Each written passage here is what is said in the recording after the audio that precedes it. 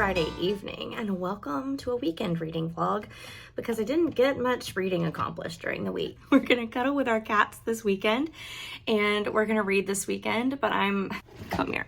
I'm gonna start the weekend off very strong by going to see Shrek the Musical at the high school in the district where I work. The kids have been working so hard.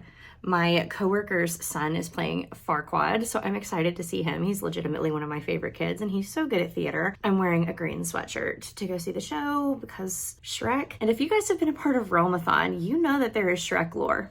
If you've been attending sprints, there is Shrek lore, so I just feel like this is perfect for the last weekend of Realmathon. I'm gonna get going so I can get good seats. Get a good seat is just me going. And I will catch up with you later and tell you about the rest of the weekend as well as what I'm reading because I'm in the middle of 3 books that I would like to finish by Monday. Spring in Mississippi. Fact number 1. This is why I don't wear my hair in braids very often, because it goes quick from looking slicked back and cute to looking like a founding father. But I'm back from Shrek. It was so good, but we are home for this Friday evening. It's about 10 o'clock and I need to tell you guys what I am reading because I got 3 books I'd like to finish. So I am 20% through the audiobook of Sunrise on the Reaping. I actually started listening to it earlier this week. I don't know if y'all can tell, but my bookshelves are in a new spot. I moved them from the corner of my room over there to the corner of my room over here. And while you can't tell, it actually opens up quite a bit of space. And I'm gonna have room for a little reading chair right here to actually do sprints in front of my bookshelves. And I mean, that's a little thing, but it makes me happy. I have moved my vanity to the far shelf and it just makes my room feel a lot more open. And if I do ever need more bookshelves, I have the space now. So that makes me feel all warm and cozy. But Sunrise on the Reaping, I'm really enjoying it so far. I don't have a lot of thoughts. I feel like we're still in the setup. And obviously, like, the whole reaping in general is just an emotional experience. But beyond what I already know is going to happen, because it's a Hunger Games book, I don't have much more to say because I haven't gotten into that stuff yet. I also started Jurassic Park last night. This is the Libronauts pick for March. So technically I have until Wednesday of next week to read this, but I would like to read it for Realmathon because it counts for a very specific prompt of all of the vowels being used between the title and the author's name. So I'd like to finish this for Realmathon. It is like 464 pages, I think. And I have only read 1 chapter so far, but as of right now, I am really clicking with the writing. I haven't watched the first movie in so long. I don't remember a lot of the details, so I don't have enough like background knowledge to be like, oh, that was in the movie, that isn't in the movie. So I'm really just along for the ride, and it's almost feeling like going into it blind, even though I know the setup and like what Jurassic Park is. I have seen the movie, it's just been a really long time. I'm also reading Wild Side by Elsie Silver, and 50% through this one. I really like it. This one is about Tabitha, who is a restaurant and bistro owner who has recently lost her sister to a really tragic situation, and Reese, who is very secretive about his job, and I don't want to give everything away, so I'm not even going to say what it is, but there is an issue surrounding Tabitha's nephew, and a lot of the story and a lot of the conflict and a lot of the tropes of the story come because of the situation going on with the nephew. And there are very few contemporary romances I read where I'm like, okay, this is actually enemies to lovers. This is the closest I feel like I've read. These two have a legitimate reason to be at each other's throats as if they are enemies, because there is more at stake than just like what you typically think of when you think of enemies to lovers. It's usually more like rivals, but this one, they're not rivals. They are legitimate enemies. They have a reason to hate each other, and seeing them overcome that and what they go through in order to overcome it, I'm eating it up. I will say, Elsie Silver every now and then has something that makes me cringe. Wild Love and Wild Eyes did not make me cringe at all, but there is an issue I'm having with this book. Tabitha deflects with humor, and Tabitha's humor is sex jokes, and Tabitha's name is Tabitha. Her nickname is tabby cat, and we can all make a reference to cat and another word for cat and sexual things. And I feel like she's just constantly deflecting to sexual humor. And that's, I mean, people do that all the time. It's just making me roll my eyes at this point because it's happening so often. But that aside, I really like the dynamic between Reese and Tabby. I like that we're seeing what we were introduced to in earlier books coming to light and fruition and getting more details about it in this book. And I also really like that there are little nods to why all of the covers are the colors that they are. That is such a minor thing, but there's definitely an explanation as to why Wild Love is pink and Wild Eyes is orange and why Wild Love is green. And that just makes me so happy. So I am gonna get in the bed and I am probably going to read some more of Wild Side because I feel like I don't have to focus too hard on it with it being so late.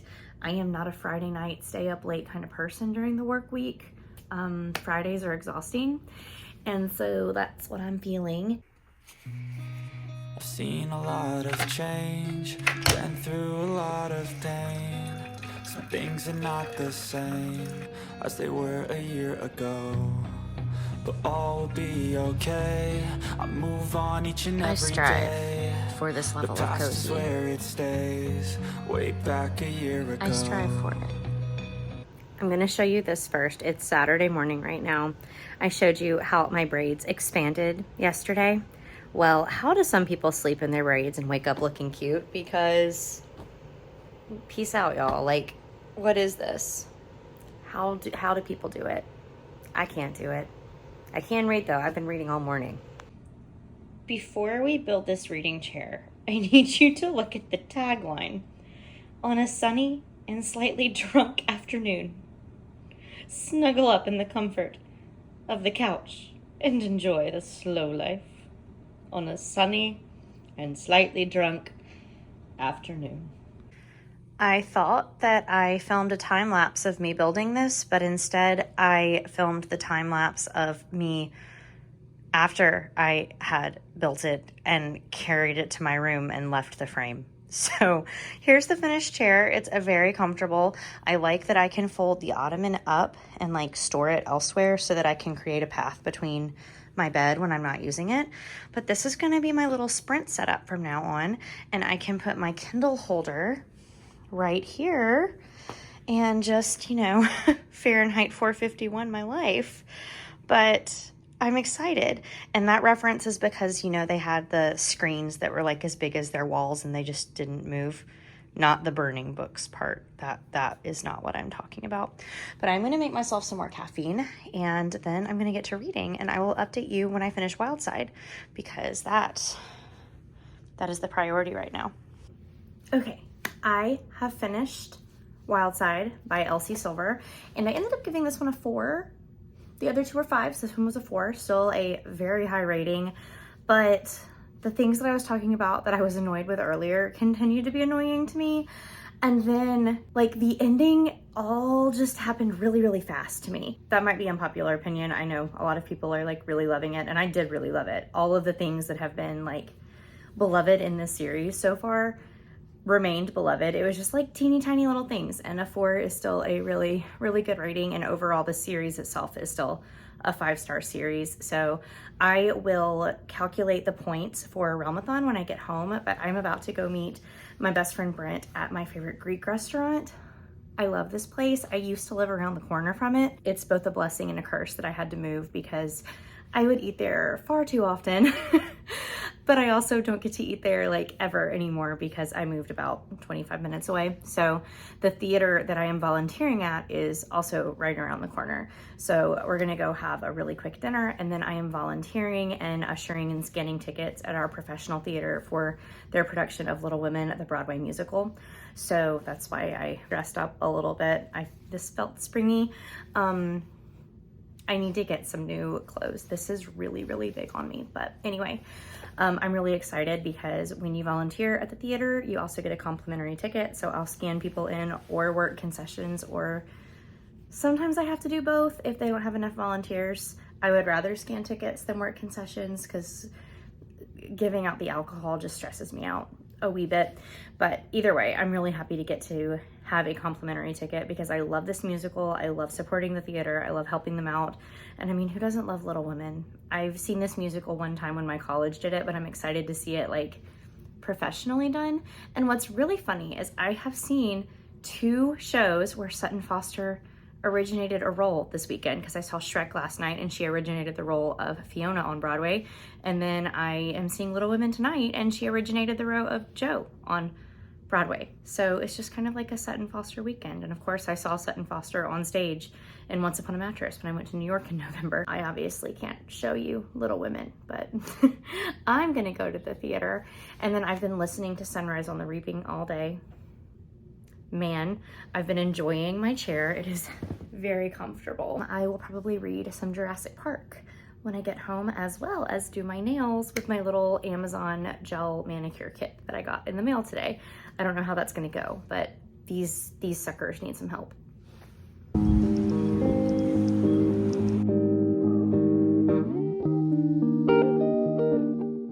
How is it that Little Women has been my favorite movie since I was 8 years old? I've read the book, I've seen the new movie, I've seen the Maya Hawke adaptation, and it never fails. Whatever iteration of the story that I'm experiencing, I will bawl like a baby. I cried through the whole entire second half of that show. It was beautiful. It was fantastic. I am not the same person. And look who has already found the new chair. Good morning, guys. If my hair is a little bit greasy, we're gonna fix that later, okay? I literally just woke up and I got my gel manicure kit that I ordered from Amazon in yesterday, and I wanted to sit here and do my nails, experiment. I don't know how this is gonna go. I have real short, real shapeless nails right now, so I need to take care of that first. And I have just never really been good about like keeping a consistent nail shape. I kind of just let them grow and then take clippers to them, which I know is not ideal. So I'm really gonna try and be better about my nails. It is something that helps me feel more put together, and I just can't fork out $40+ every time I want my nails done. It came with a light, which I'm about to plug in. It came with like so many different files, cuticle tools, cuticle oil, some like stickers, some toe dividers. It came with this little brush to dust your fingernails off after you file them. It came with an electric file and different drill bits. I'm not gonna use those today. I'm just gonna use the files and see what happens. I feel like I can use the e-file if I'm doing like tips or anything, but I don't wanna do that today. And I think I'm just gonna keep it really simple with like this bubble bath-esque pink color. I know the lighting in here is terrible. I was trying to change my light bulbs in my ceiling fan the other day, and one of them popped on me. So now I have no overhead light. So we have a ring light over here so that I can see what I'm doing with my nails. So the light's coming in funny, but it's this kind of like lilac-y pink color.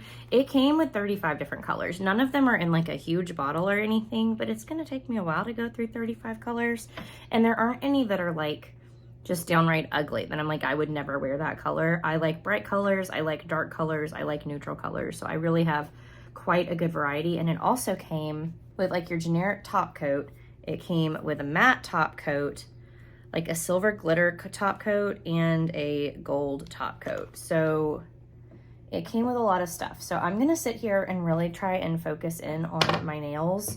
And I started watching a booktube video when I got home from the play yesterday, but I fell asleep. So I'm gonna finish watching that video while I do my little digits, and then we will come back together and talk about reading plans and other plans for the rest of the day. Okay, they're not perfect, but for my first time, I'm not really mad about it. I've got some work to do with like taking care of my nail beds a little bit. That was my biggest thing. And I'm not going to show you the other hand because I painted this with my right hand, and the one I painted with my left hand definitely looks a little lumpy bumpy, but you can only get better with practice. So that's my first ever gel manicure. Another piece of Amazon furniture that wants to issue me a warm reminder. I'm going to build this too. This is so that I can sprint in my bedroom. Something to hold my laptop.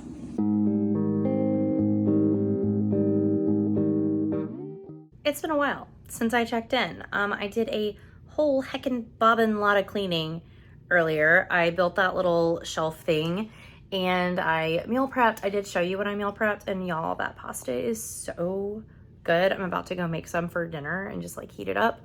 And I filmed my April reading plans. So it's been a busy second over here. The ring light is still on. It drives me crazy when I see it in my glasses, but hopefully it doesn't drive y'all too crazy, because what am I gonna do about it? My contacts are too expensive. And we have sprints in an hour. So I did finish Sunrise on the Reaping while I was getting my chores done. I don't have words. I don't have words. But I did want to share that Wild Side, that book got me 71 points for Stags, and then Sunrise on the Reaping I think got me 52 points. So we're making progress in all of our books. And there was something, okay, the end of Sunrise on the Reaping, I'm not spoiling anything. There was one thing I was pretty sure was going to happen. I didn't know how it was going to happen, but I knew something specific was going to happen. But then there was something that happened that I was not expecting, and I just feel like somebody like got my heart in their grip and just like squeezed and wouldn't let go. Like, I don't know how to deal with the emotions that I feel. So I ended up rating Sunrise on the Reaping a 4.25. Like, it was close. It was close to being perfect. But and it's so hard to compare these new books to the old books because that's like what we're used to.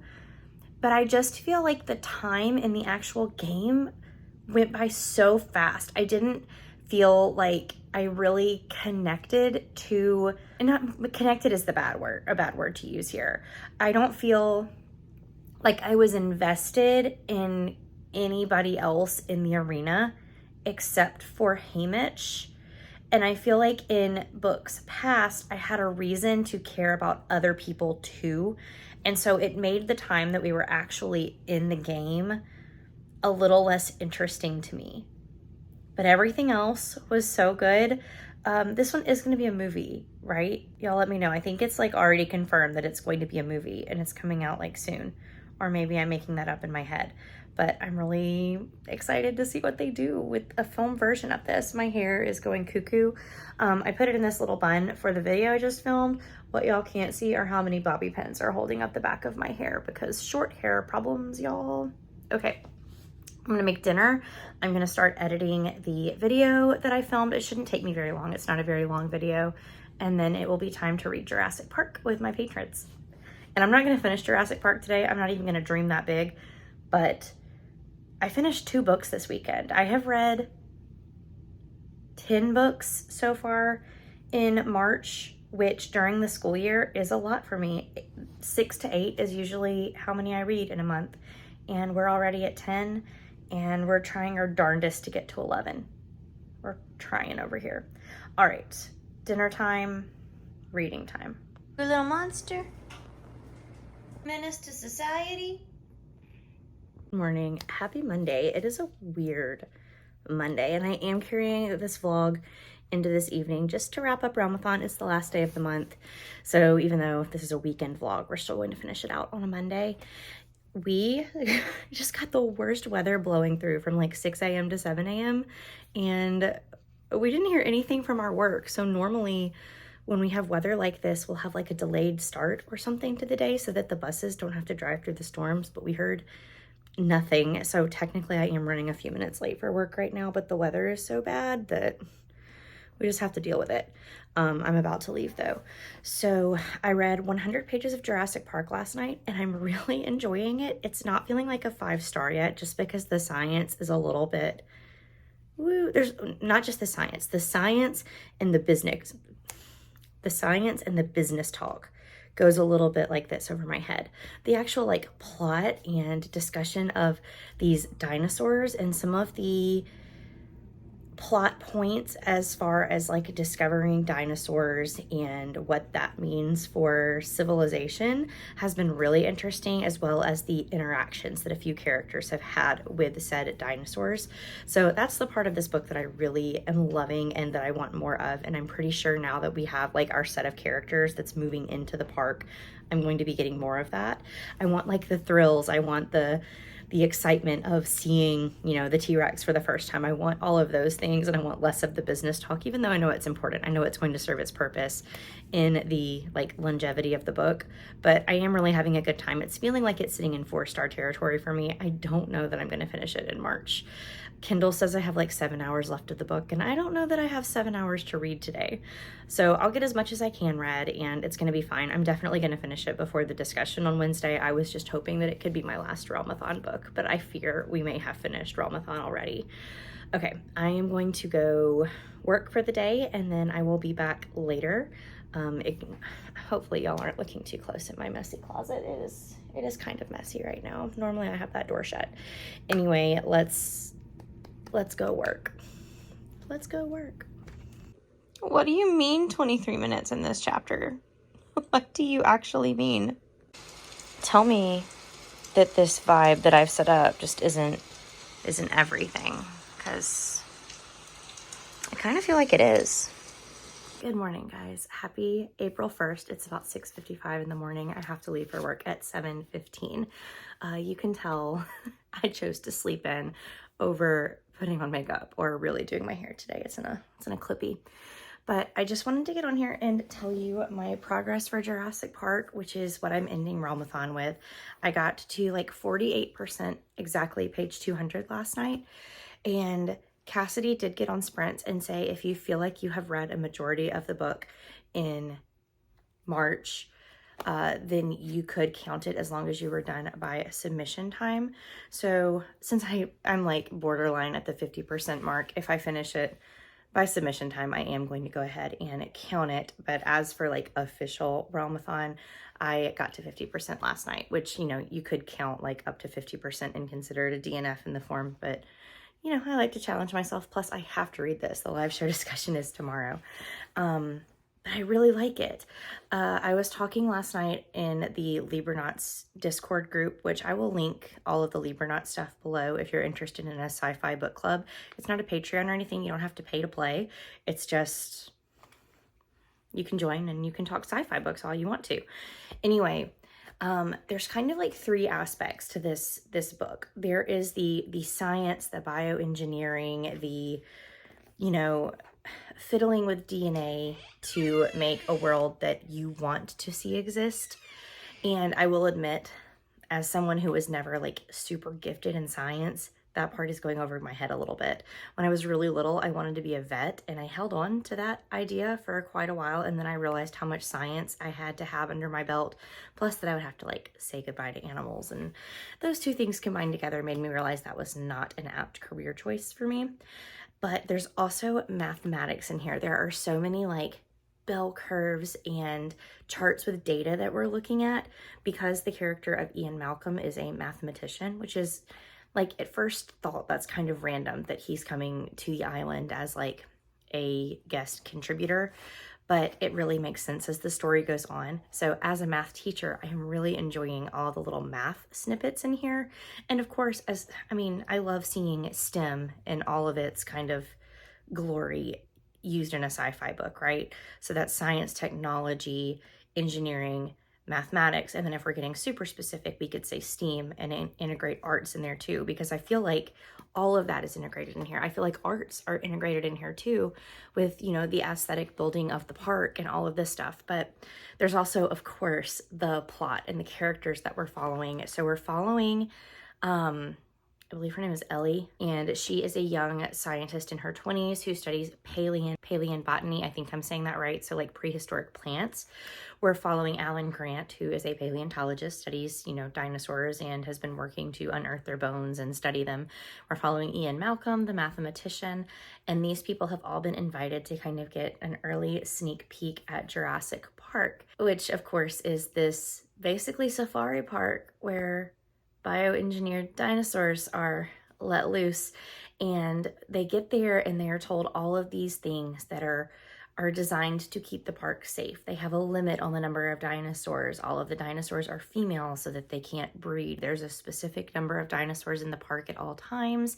They have a tracking device. They always know where their dinosaurs are. They've built moats and trenches and electric gates to keep the dinosaurs kind of segmented into their own sections. The safari tours are on, automated tracks so that they can't just like go off-roading into the middle of the dinosaurs. But as they get here, they realize that chaos is always something that will happen. Ian Malcolm really likes to talk about the chaos theory, and I feel like it's so evident. These people are so irresponsible. It should never have been done in the first place, right? Jurassic Park should never have been built. And obviously, this is fictional, but you can tell I'm getting passionate about it. Jurassic Park never should have been built. It's not safe. There's no way to make it safe. We have no data. We have no background knowledge on these dinosaurs. And the people who created the park just don't want to listen. And so it's irresponsible, it's lazy.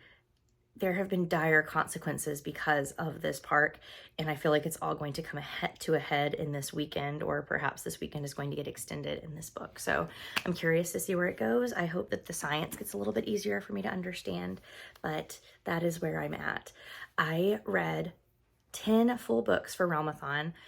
In the summer, that's like a low number for me, but during the school year, that's a pretty high number for me. I usually average about 6 to 7 books a month during the school year because I'm a teacher and I'm tired, and reading can be hard when you get home from teaching the middle schoolers all day.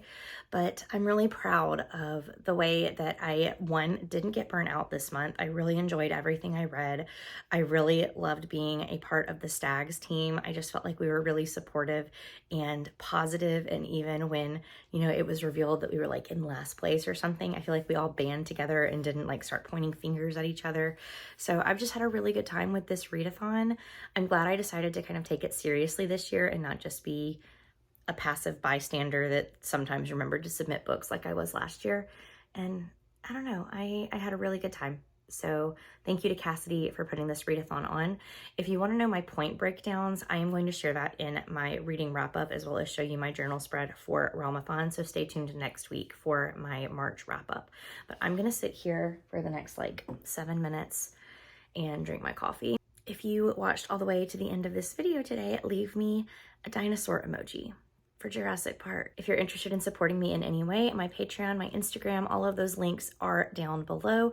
I'm also leaving a link to Big House Books if you feel like donating to a nonprofit. They are an organization that donates books to prisoners according to prisoners' wish lists in Mississippi, and it's a really powerful program. So that's going to be the first link down in my bio. And as always, I will see you guys in another video very soon. Bye, guys.